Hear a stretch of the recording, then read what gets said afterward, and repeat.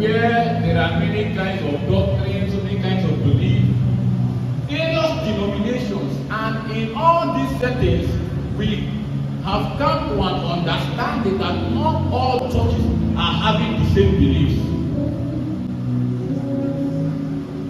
We're in a world whereby men are actually calling out their own doctrine from the Bible and placing their understanding and their conviction that what they are given as a doctrine is what Christ has told them. Meanwhile, they don't understand that in the world in which they tend to see themselves, there are spirits hovering everywhere.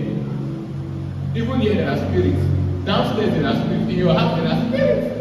So, a man wakes up one morning, perhaps pray the Holy Ghost as his strength could carry, and he goes into the scripture, and while he stumbles upon the scripture in which his own soul anchors on, and he says, oh, I got the rhema from the Spirit of God. No sense we are made of blood. Doctrine has been built because his soul was pleased by what he saw. Without him having the understanding for a man to gain rhema and truth from the scripture, he was first be guided by the Spirit.